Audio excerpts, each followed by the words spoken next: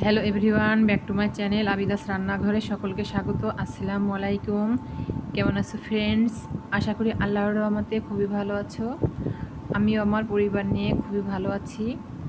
প্রতিদিনকের মতো আজকে আর একটি রেসিপি নিয়ে চলে এসেছি, তোমাদের সঙ্গে শেয়ার করব। সাথেই থাকো বন্ধুরা, দেখতে পারবে আজকে আমি কি রেসিপি তৈরি করলাম। তো থাম্বনেল দেখে এতক্ষণে বুঝতেই পেরে গিয়েছো যে পটল এবং মসুরের ডালের রেসিপি। তো পটলগুলোকে প্রথমেই আমি কিন্তু উপরের খোসাটা ছাড়িয়ে নিয়েছি আর কাচিয়ে নিয়েছি পটলগুলোকে, আর মসুরের ডালটাকে ধুয়ে পরিষ্কার করে নিয়েছি। আর এদিকে কিন্তু গ্যাসটা অন করে দিয়ে ফ্রাই প্যানে সরিষার তেল দিয়ে দিয়েছি পরিমাণ মতো। আর একটুখানি হলুদটা দিয়েছি তার কারণ পটলের গায়ে যদি সামান্য পানি থাকে যাতে না ছেটে, সেই কারণে হলুদটা আগে দিয়ে দিয়েছি। এটা হচ্ছে একটা টিপস। তো এই তো এখন পটলগুলোকে দিয়ে একটু নেড়ে চেড়ে নিচ্ছি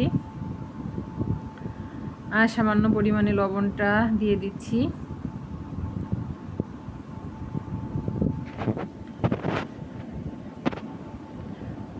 লবণটা দিয়ে পটলগুলোকে সুন্দরভাবে নেড়ে চেড়ে নেব, যাতে করে পটলের সব জায়গায় লবণটা মেখে যায়। এখন পটলটাকে সুন্দরভাবে ফ্রাই প্যানের ভিতরে আমি ছড়িয়ে দিচ্ছি, যাতে করে সুন্দরভাবে ভাজা হয়ে যায় সব জায়গায়। আর পটলগুলো কিন্তু আমি যেটা বড় মোটা পটল সেটা মাছ থেকে আমি চিড়ে নিয়েছি, তার কারণ বেশি মোটা পটলের ভিতরে মশলা প্রবেশ করে না, আর ভিতরেও একটু কাঁচা কাঁচা গন্ধ থাকে। তো এই কারণেই একটু ফেলে নিয়েছি। তো এখন পটলের নিচের সাইডটা হয়ে গেছে, উল্টিয়ে সেমভাবে উপরের সাইডটাও কিন্তু ভেজে নেব।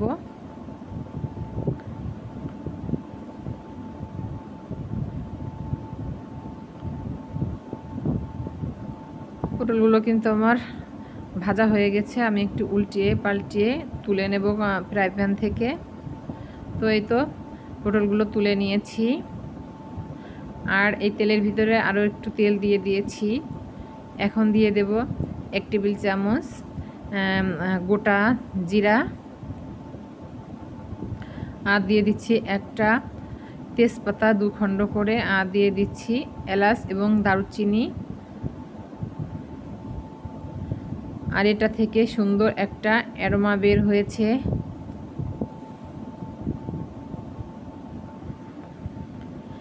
এখন দিয়ে দেব 1 টেবিল চামচ আদা বাটা, 1 টেবিল চামচ রসুন বাটা দিয়ে এখন এগুলোকে একটু নেড়ে চেড়ে নিচ্ছি। নেড়ে চেড়ে আদা রসুন বাটাটাকে একটু ভেজে নেব।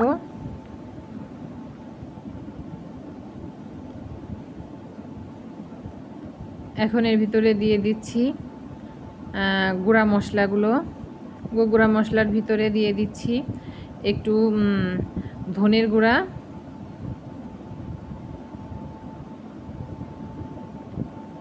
দিয়ে দিচ্ছি একটুখানি হলুদের গুঁড়া কালারের জন্য, আর সামান্য 1/2 টেবিল চামচ দিয়ে দিচ্ছি শুকনো মরিচের গুঁড়া।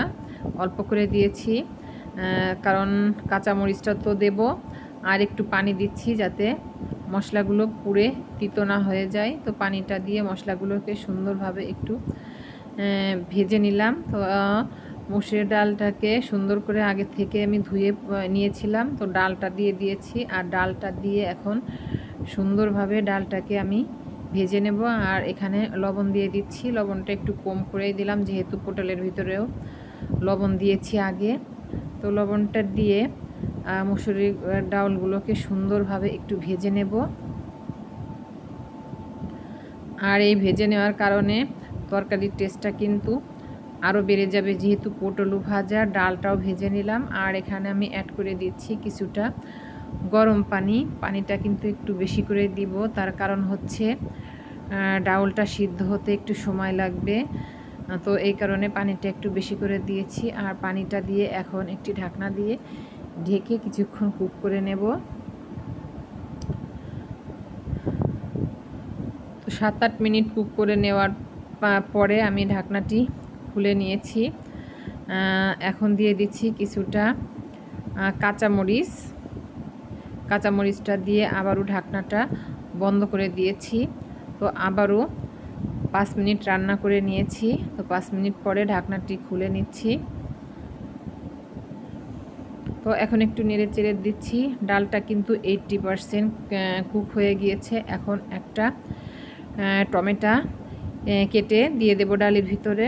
একটা টমেটো দিয়ে দিয়েছি আর দিয়েছি পটলটাও।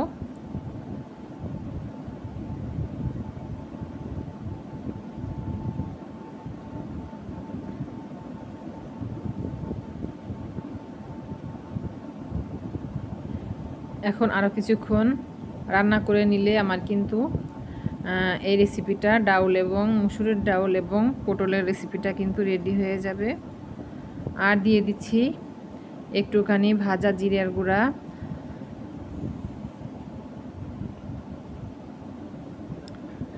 আর 1 টেবিল চামচ ঘি দিয়েছি।